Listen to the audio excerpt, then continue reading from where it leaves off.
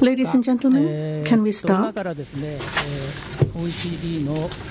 We have Secretary General Mr. Angel Gurria of the OECD with us. We would like to have the press conference by Secretary General Gurria. Every year, Secretary General comes to visit our club. This time, this is a press conference on the economic survey of Japan, which is being published every 2 years. So I would like to ask Secretary General to give the presentation. Let me introduce myself. My name is Jitsugu from the Nikkei, the newspaper. I'll be serving as your MC today. So please. Thank you very much to our friends of the Japan Press Club. It's always a great occasion to be here. I'm being told that this is my 10th visit as Secretary General. That means I've come every year, no exceptions in my tenure. Ambassador Oe, where is Ambassador Oe? There you are. Thank you for your very helpful and competent organization, also to all our teams, Yumiko Murakami and all the directors. Today we have about 6 or 7 directors of OECD, so nobody's working in Paris, you know. They're all here in Japan, in different events going on, visiting the different ministries, etc. As I said, it's great to be back. Let me thank the Japanese government, particularly the Cabinet Office, for their support in the preparation of this survey. Also, Ministry of Finance, METI, Ministry of Foreign Affairs, the Office of Mr. Ishihara, Mr. Seko. So thank you to all of them. We're presenting this study at a complex moment. Our latest economic outlook shows that things are looking better, but little better. After last year 3%, this year 3.3%, maybe next year 3.6%. But remember, growth in the world, this is for the world growth. Growth in the world before the crisis was 4%. That means we are still not there in the growth that we had before the crisis. So, looking better, but still below the dynamism of the pre-crisis period. Then you have a number of countries which are maybe doing a little better in terms of the growth. You know, China is staying at around 6.5%. Last year 6.7%, perhaps. Maybe, you know, this year around 6.5%, thereabouts. Canada, the United States are doing a little better, and some expansion in the euro area, but not very much. Then some risks in China, for example, the question of excess capacity in some sectors. A lot of news about steel, but there are many other areas where there are some excess capacity issues. Rising corporate debt. In the case of China, that's a concern. Then you have housing prices in China as a big issue. Also Canada, also even in countries like Sweden, you have problems with housing prices. Now, the global economy is still stuck in what I would call a low growth trap, with many global risks. We have weak investment and weak trade. Trade is still about growing at about last year below 2%, this year a little above 2%. It should be growing at 7%. Normally, trade grows at double the rate of growth of the world economy. Investment, the same thing, quite weak. 状況ですね。かなり弱い。protectionism そして is 保護主義 very が fragile, very, 非常に脆弱な mediocre in terms of growth, sometimes flat, even some cases negative in some countries. The question of productivity is a very key question. So, we have low growth of trade, low growth of investment, and low growth of productivity. Why are we surprised that we have relatively low growth of the world economy? Huh? So if you add all the things up, you come to an inevitable conclusion. That means it's not easy because you have to work on all these different areas. Productivity, what is about productivity? Well, it's about skills, it's about investment, it's about regulation, it's about competition. So even you take any one of the areas of this relatively mediocre or weak scenario for the world economy, it's a difficult challenge. Now, let me talk about Japan in particular, Mr. Randall Jones, who has been working on this how long? 28 years. Let's give him a round of applause. 28 yeers. And he's been looking at the Japanese, so 14th survey, the 14th survey, every 2 years, so 28 years. Real output per person in Japan. So, translated, of course, into income per capita in Japan, more than doubled, now 1.2%. So the average up to 2012 was 0.5, so now 1.2. Moving towards the OECD growth of the GDP per capita.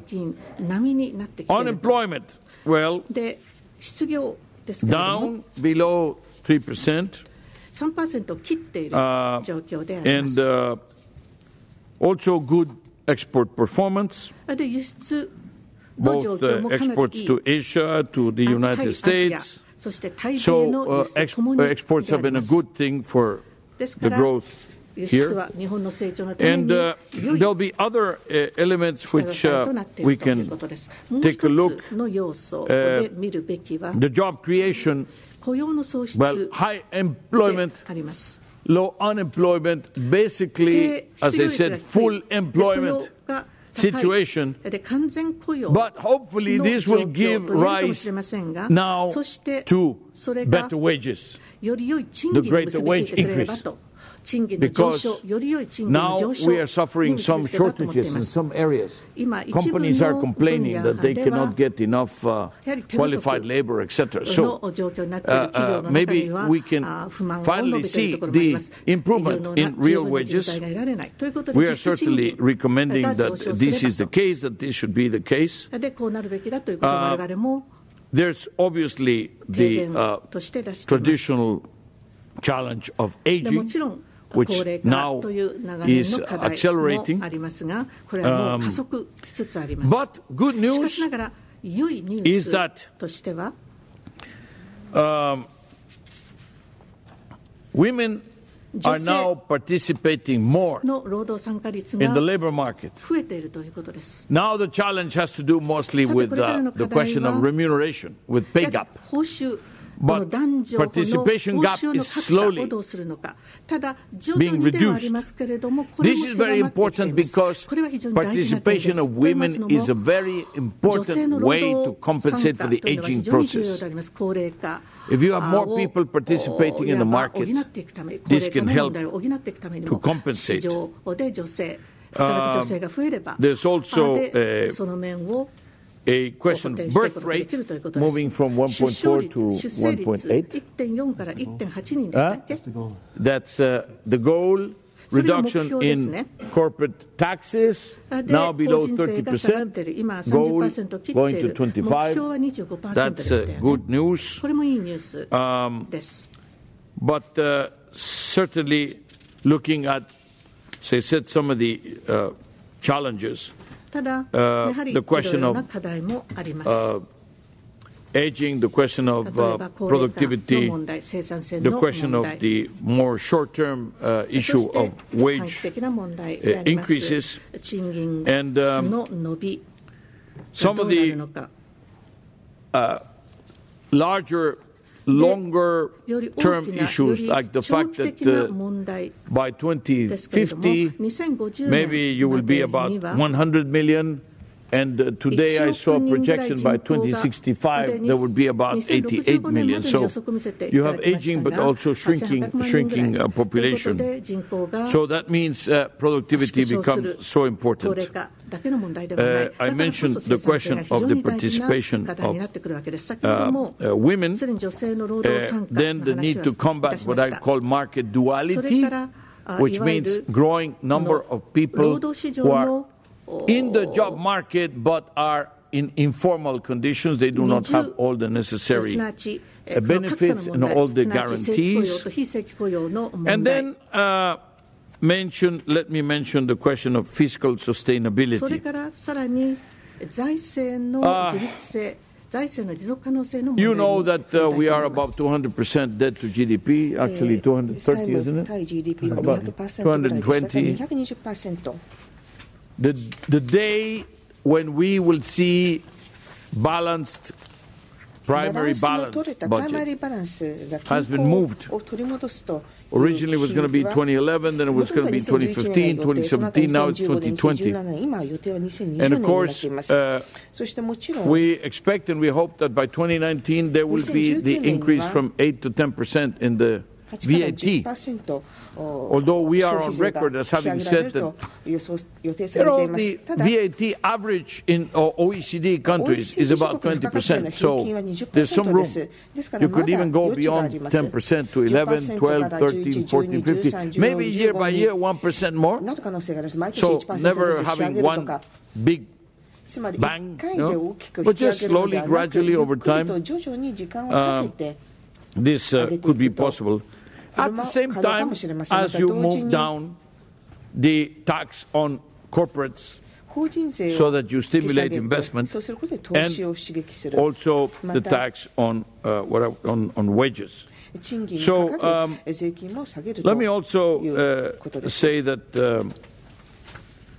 there's a question of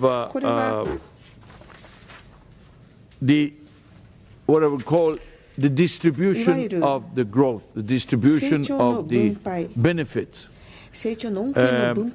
How do you make this across the society and make sure that the benefits of this, let's say, better situation are shared by all the levels of society, that they're not concentrated.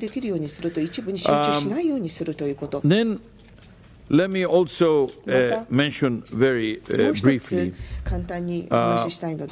there is a question of, okay, we focus on productivity and growth. Some other people say no, you have to focus on inclusion, inclusiveness, make sure that nobody is left out. And the answer is you absolutely have to take care of both. That means you have to take a look at the productivity inclusiveness nexus. What is in the two that is linking the two, this is the only thing that will work. Now, let me finish with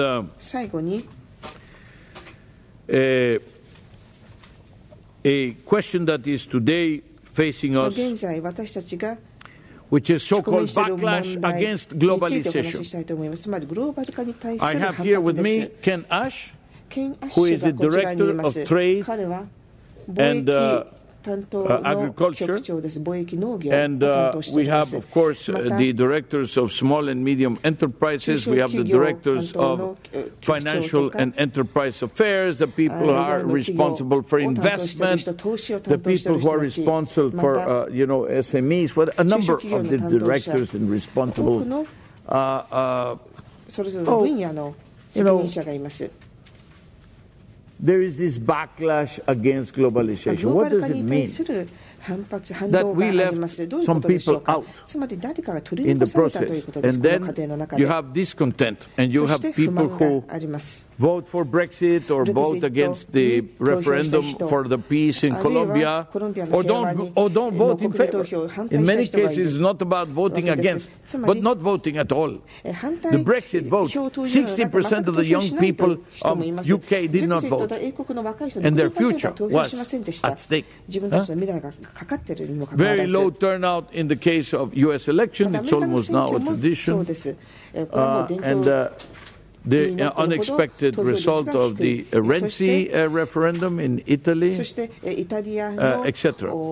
Now, we're going through a very, in the next few days, France will vote for the new president. So you have in common, all these situations, you have in common some discontent from people who either do not go to vote or vote against status quo.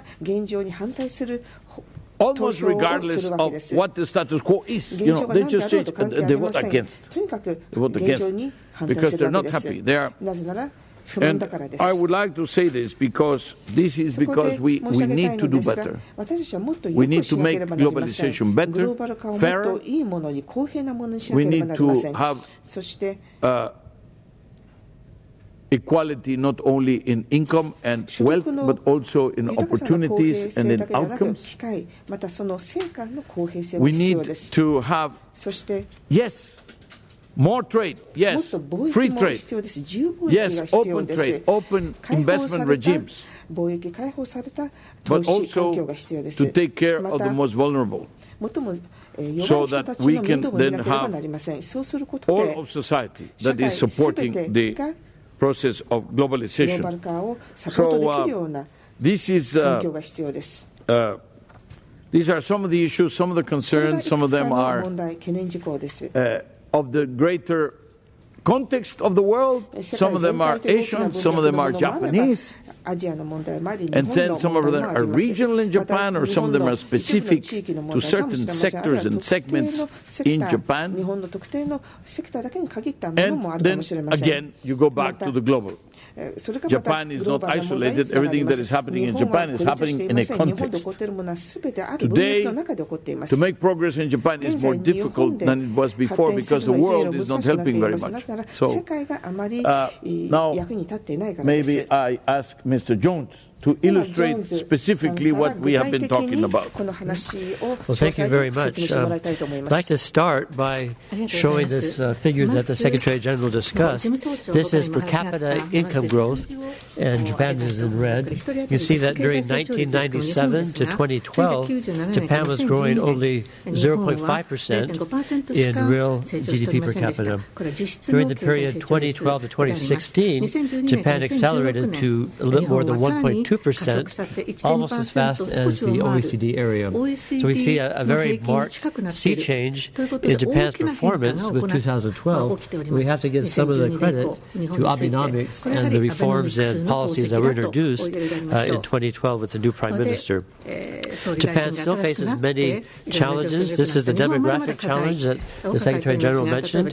We can see the population falling from about 128 million to less than 100 million by 2050. At the same time we're shrinking, we're also aging because the elderly part above the green is becoming larger. So the share of elderly will rise from 26% of the total population today to about 40%. So that will be extremely high, the highest in the OECD today and the highest in the OECD in 2050. So Japan is really a pioneer, a front runner in trying to show how countries can cope with a very rapid population aging as well as population decline. A second major challenge is the fiscal situation. In 1990, Japan's gross government debt was 62 92% of GDP. Today it's around 220%. So it's increased quite rapidly over the past 27 years. It's the highest that we've ever seen in the OECD area. The high level of debt is a big risk because it leaves Japan vulnerable to a rise in interest rates. Another challenge, also mentioned by our Secretary General, is productivity. So this chart compares Japan to the top half of OECD countries, the top 17 OECD countries. So Japan's productivity, labor productivity, is about 1/4 less than these top 17 OECD countries. And that's very surprising if you think about Japan as having the top PISA scores for education, the highest levels of university graduation, high levels of R&D. So Japan certainly has potential to have a higher level of productivity, and this low level of productivity reduces living standards to about 19% below the top half of OECD countries. We see labor input, the top line, be relatively large, but with the demographic change, this green line is going to drop, and we need to offset that by higher productivity. Another question is income inequality.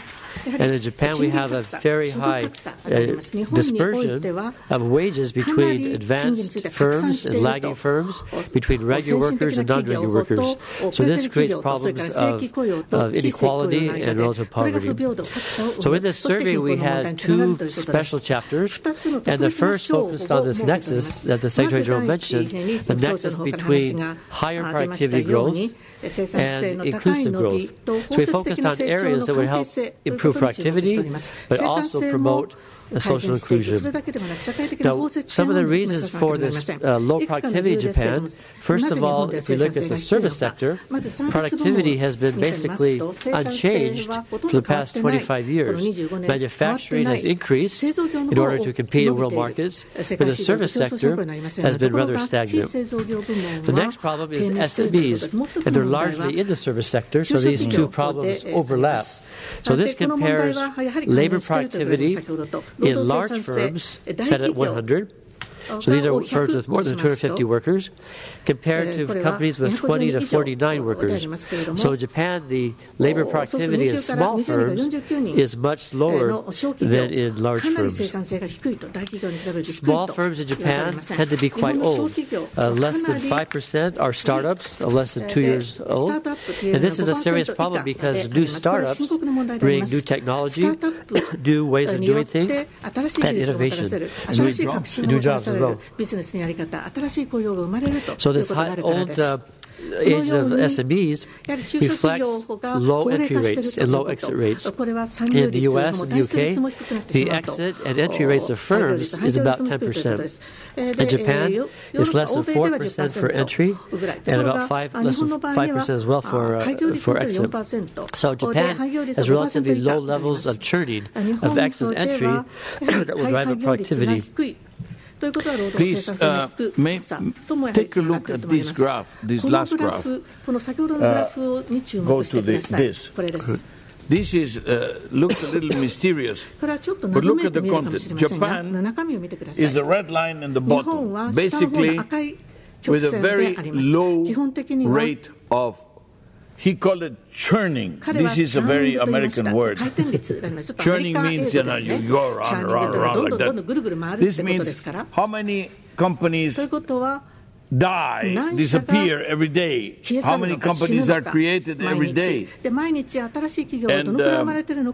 there is, especially among SMEs, there's supposed to be a relatively large number that don't make it, but then a lot of new ones coming out, trying to make, go from small to medium to big, and be the next big startup, and be bought by some other large company and $1 billion or whatever, But this is not happening to the same extent in Japan. This is very important. It speaks about the dynamism of productivity, and it speaks about the dynamism of the economy as a whole. Because this is a country where, as Mr.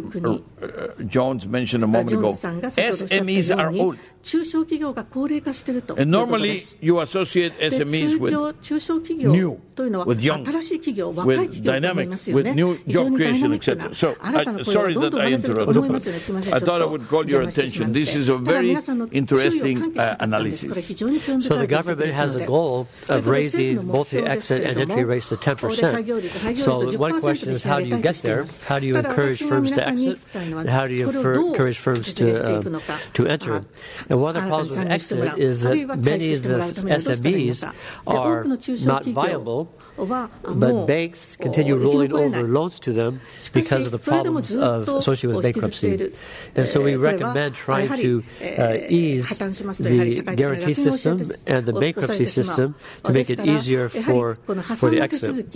So on the entry, it's the question of entrepreneurship, and Japan is low both for men and women in the share of the working force that are entrepreneurs. Less than 1% for women and about 3% for men. If you ask people, why don't you want to start a company, we get a couple of major responses. First of all, people say, I don't see any opportunities. They don't see profitable ways to start a new company. And that suggests scope for regulatory reform to create new opportunities. The second problem is they don't have the skills or the capability of starting an SME. And that goes back to the question of education.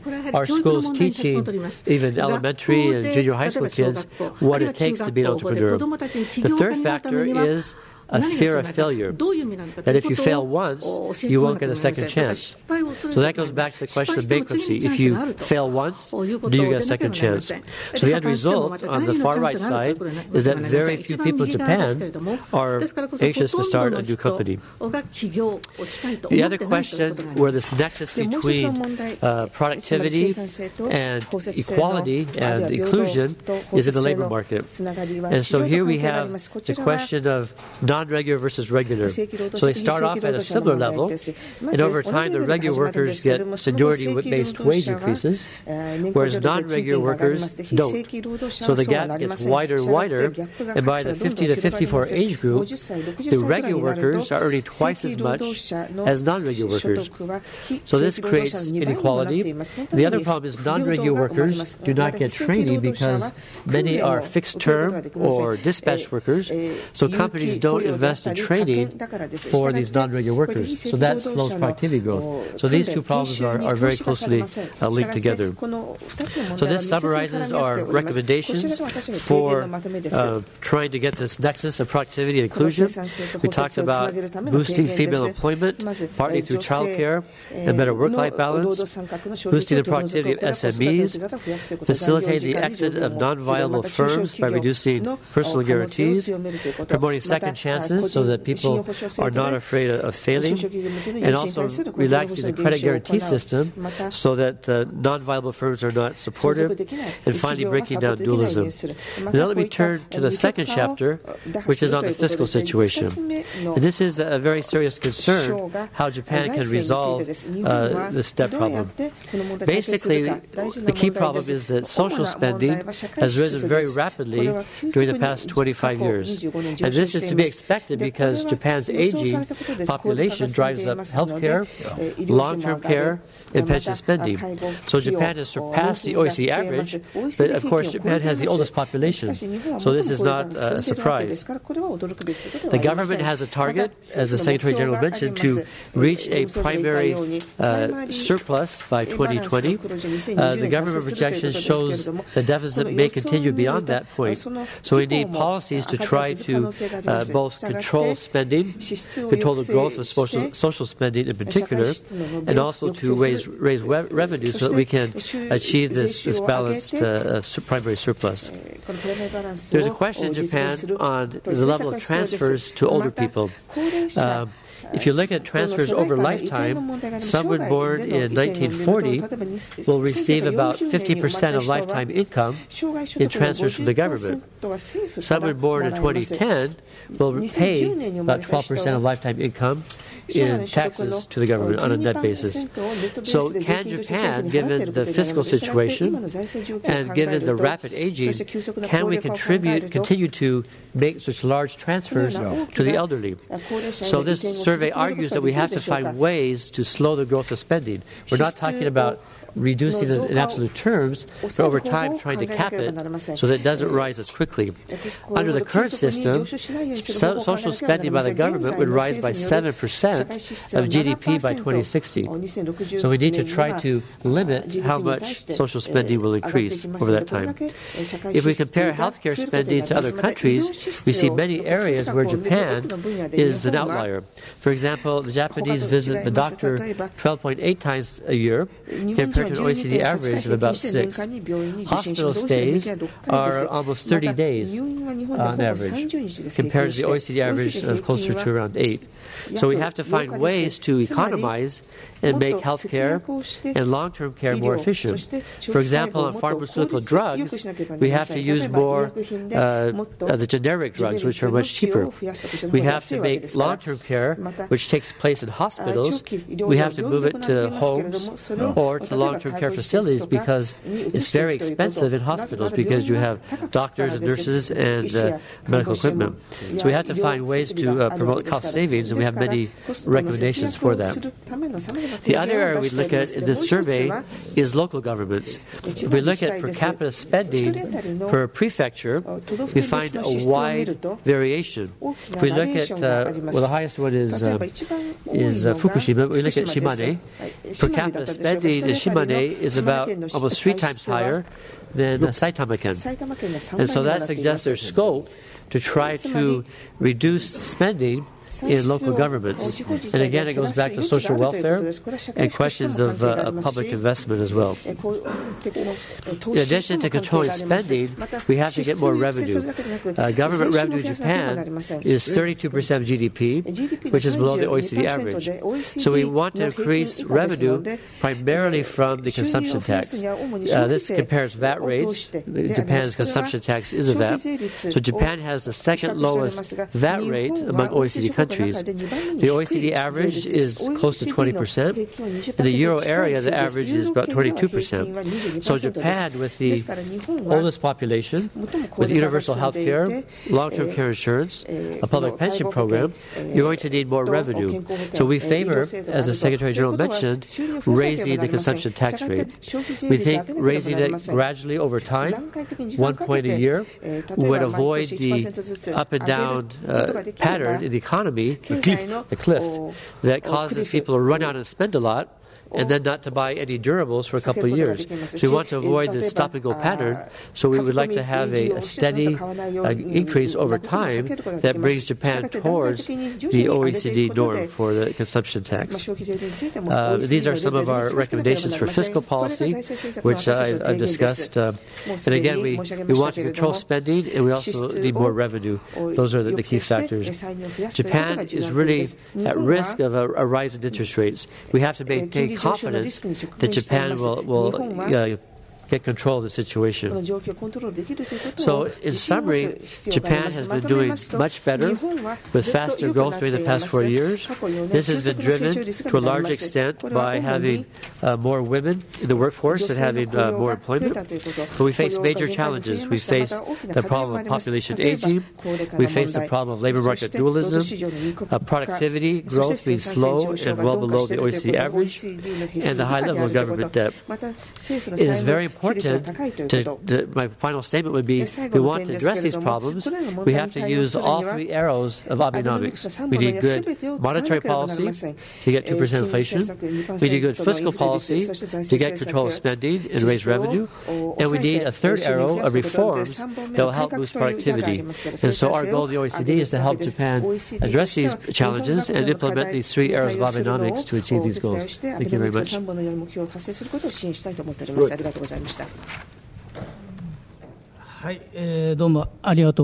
Thank you very much. Now, we would like to move into the Q&A session. May I take the opportunity myself, first of all, and ask one question? Last year, as well, You were here amongst us, and at that time, the issue was whether to raise the consumption tax rate or not. That was one focus of attention on that occasion. But actually, the government decided to postpone the raising of the consumption tax rate. We shouldn't talk about the past, which already happened, but what I would like to know is, how do you think of the postponement, decision to postpone the tax hike? Now, the next time the government is planning to raise from 8% to 10% consumption tax rate in 2019, you have suggested that maybe 1% point a year would be better, but then it is to be planned to be hiked from 8% to 10% all at once in 2019. Now, after 10%, perhaps it may be desirable, ideally, to raise by 1% point each year, perhaps. So if you could make a comment on these questions, please. I am on record as having supported the original date to go from 8 to 10, because when it was in 5, I said Japan has the highest corporate rate and the lowest VAT. Even if you have neutral fiscal combination, the mix can be changed. Less tax on corporate, less tax on, workers' social contribution or revenue, etc., and more on VAT, more on property, more on like real estate and things like this, but more on green taxes. So then you went to 8%. I always recommended going to 10 in one shot because already you were going to 8, so going to 10 would not have been a very great difference from the point of view of the numbers, and it was a big difference in terms of the politics because it became very difficult and very complicated to take the decision. And then I always said, frankly, I mentioned this a moment ago to you, the average of the OECD is 20, or about there. In Europe, a little higher. So still there is room to go not only to 8 or to 10, maybe even to 15%. Because I don't think that a tax reform in Japan would have to be neutral. You need the money. You need the money in order to, of course, that growth is a very good way to get more revenue. Second, of course, reducing, like the country, the government has been doing that, reducing some of the expenditures on some of the entitlements, etc. This is very, very appreciated. But also the revenue has to increase from the point of view of a tax structure that produces more income. So, again, I said, as Mr. Jones repeated a moment ago, steady as she goes, gradual, year to year, expected, known, no surprises, predictable, but just still within competitiveness, because in the OECD it's much higher. So I think there is room for this. What do I think about 2019? Well, it's a date that the government has set. I certainly expect that they go away and they do it, that they actually implement this in 2019.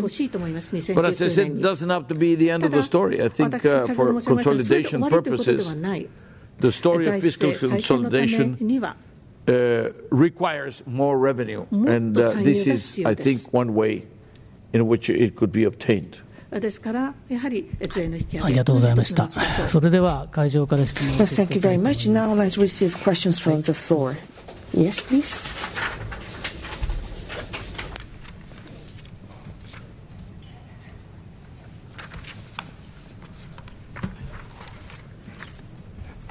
Mr. Gurria, thank you very much for your very comprehensive explanation. My name is Yoichi Takita from Nikkei newspaper. I'd like to raise a question concerning about the globalization which you referred. As for Japan, TPP, Trans-Pacific Economic Partnership Awards, felt as a driving force of the globalization. Japanese government achieved such a general agreement of the TPP. But however, it was cancelled by the new U.S. government, Trump administration. I don't like to criticize U.S. government at all, but very frankly speaking, Japanese people feel the sense of loss after such a cancellation of the U.S. government. In that context, what would be the driving force of the globalization in the real sense? In other words, the TPP or such a free trade agreement will be facing very tough conditions. In that context, I'd like to touch upon your very insightful view. Thank you.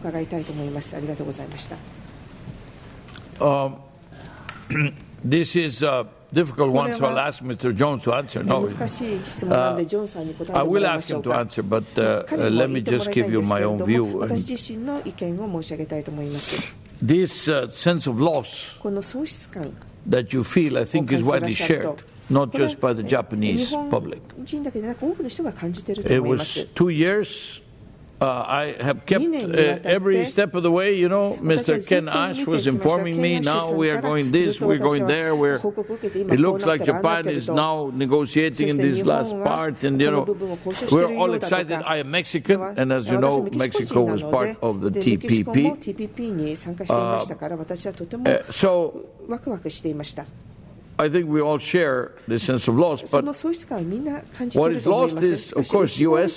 participation, not necessarily the participation of all the other members. And second, as we have seen, there can be changes of points of view as more information and more contacts and more relationships are built, and then there have been change of opinion and of policy.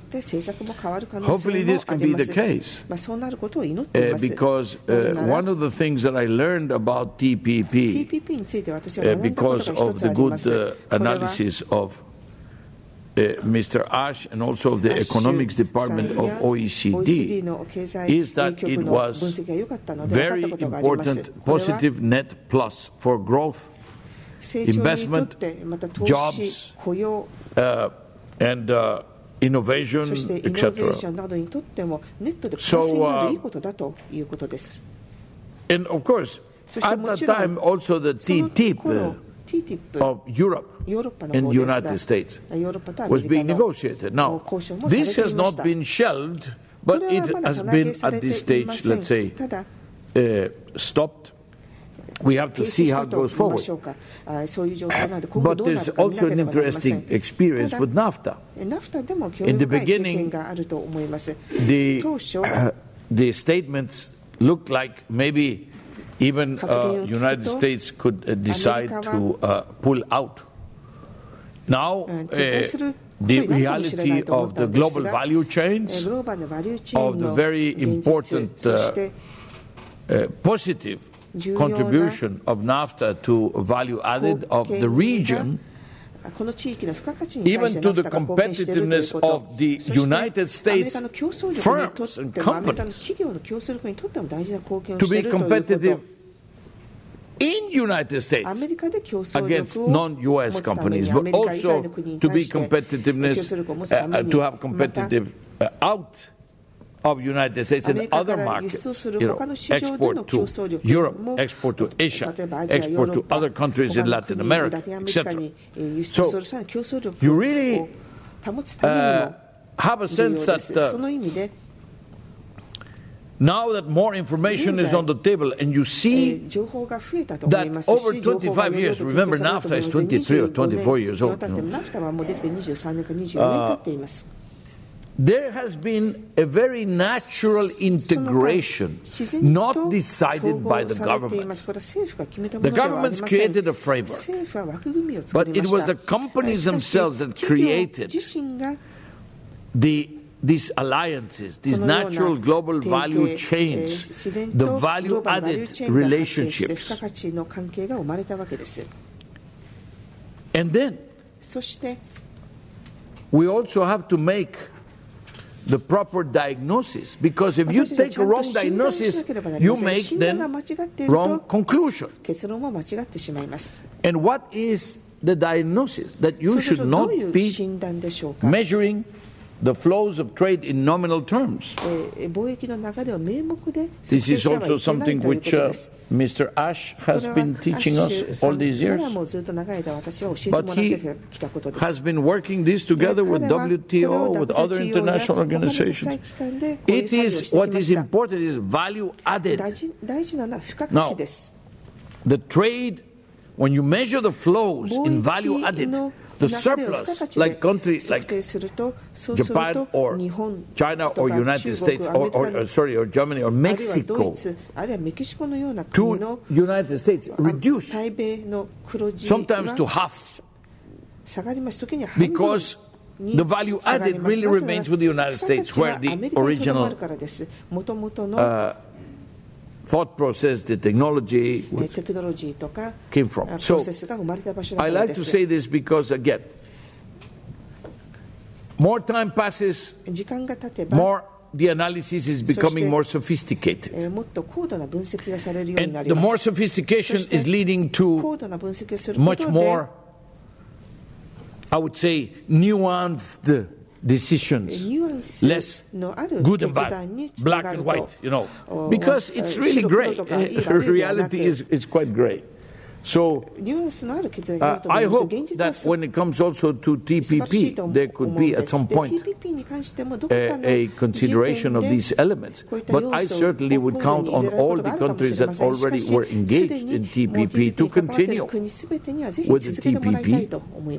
There's also this new consideration about the RCEP, which is another grouping of countries, mostly from the region in the Asia-Pacific, etc. So I don't think that the momentum for more integration is gone, but I think we're going through a difficult moment, because the messages are not quite consistent. Sometimes they're contradictory. But it's also, I think, true, because we probably have to give it a little bit more time.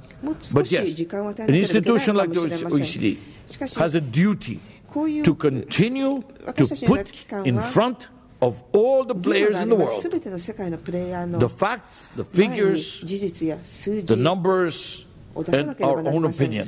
And our opinion is free trade is better than the alternative. Absolutely. And maybe you cannot have worldwide Doha round, this type of thing. But regional trade agreements are positive, provided that you prepare to be integrated with other regional trade agreements. I call it like a Lego. You prepare the elements to build them up, put them together. But clearly, this is a better way, and we should continue to defend it and to insist on it. Just from a Japanese perspective, we thought of TPP as a fourth arrow of Abenomics. We thought this would be really something driving economic reform in Japan. So it is a very big disappointment, and we still have hope that somehow there might be a TPP in the future. And the other thing is these alternatives to TPP are not probably going to be as ambitious, because TPP covered intellectual property, environment, labor, a whole range of issues, a very modern last generation, the last. So the replacement might be much less ambitious, and that would be a shame to our view. Thank you. Then any other question? Yes, please.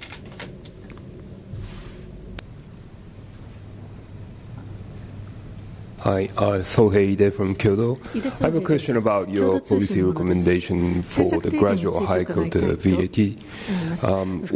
Could you please expound on why you believe that is better policy than say, one-time hike of 5%. Why you believe it's better than a one-time hike? And also, is there an element to that recommendation that's specific to Japan, or does it apply to any other countries trying to raise VAT? Thank you. Well, first of all, Japan has the lowest VAT. So when we are saying, let's raise the VAT, it's because we believe that there is room in the case of Japan. The nature of the tax is important here. Why are we recommending that you can increase VAT even if it's you simultaneously reduce corporate? Because we believe it is net positive, even if it is revenue neutral, in terms of the stimulus, the incentive it creates, because it creates more incentive to invest. Whereas in the case of the increase on consumption tax, it does not disincentivate investment or new job creation. It modifies consumption patterns, so it's less distorted. Second, I have been a Minister of Finance myself. Difficult decisions are always, if you know where is the end that you want to make. First of all, either you tell people that this is where you're going to go and you have a path that is smooth. Let's say. Here, the problem when they started discussing it was at 5%. VAT. So they started asking the OECD, what do you think? We want to go to 10%. They said, go to 15%. And they say, well, what is your best path? They said, 1% per year. Or go to 15%. What I said then was, go from 5 to 10, one shot.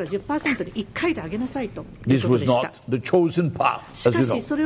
The chosen path was 5, 8, 8, 8.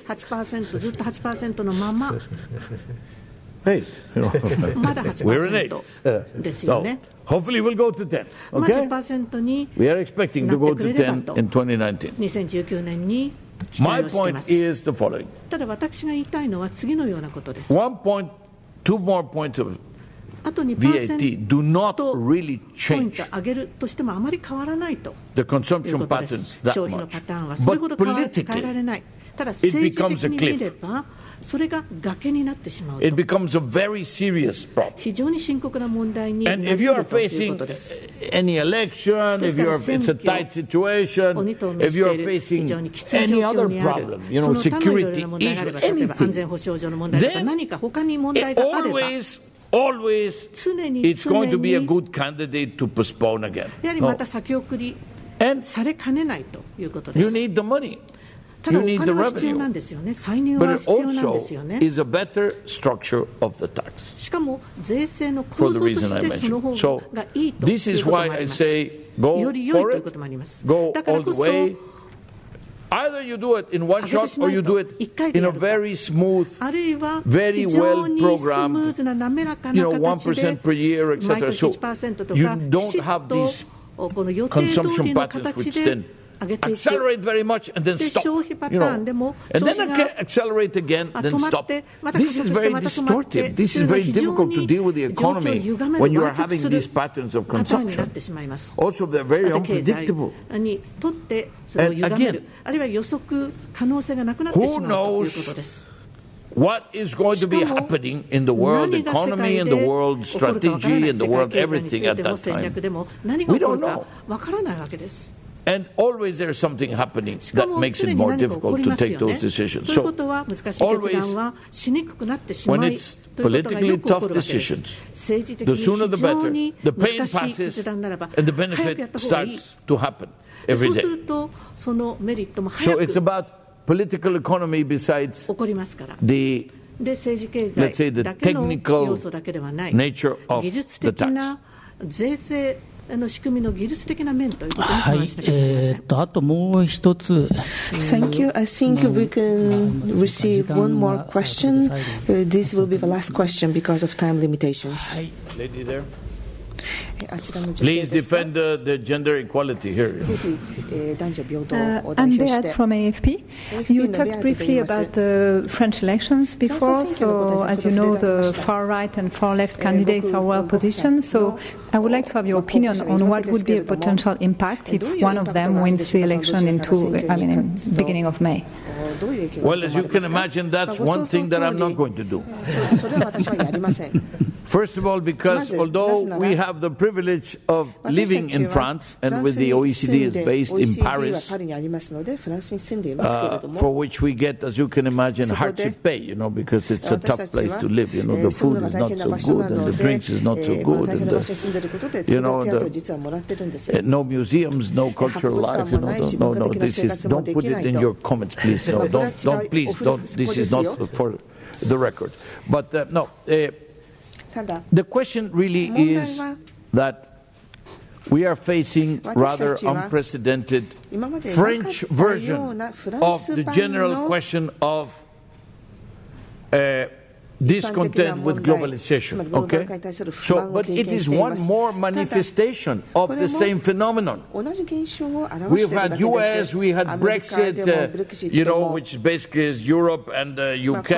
Then we had Italy, then we had Colombia, and now we are having this French. Now, in the past, we have a number of interesting situations in France. We have had a situation where, in the end, you had a center-right plus extreme right go to the second, and then there was a very strong merging of the electoral power of the left and of the center, and they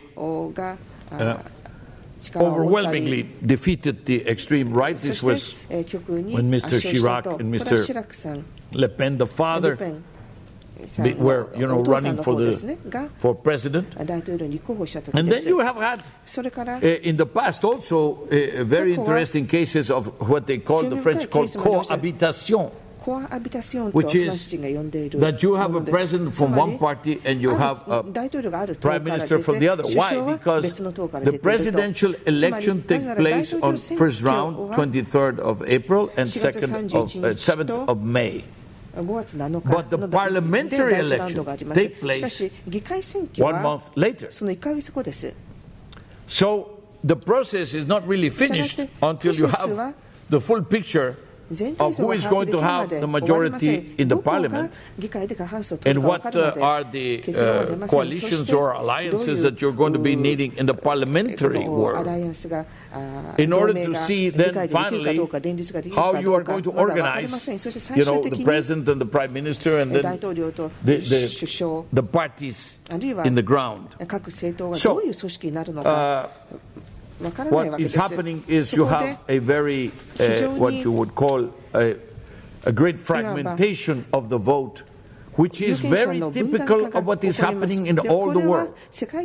You have a fragmentation of the economics, which produces a fragmentation of the social side, which produces a fragmentation of the political side, which produces these rather unstable or relatively thin majorities, and then you produce a situation where the leaders do not really have a lot of freedom to take tough decisions.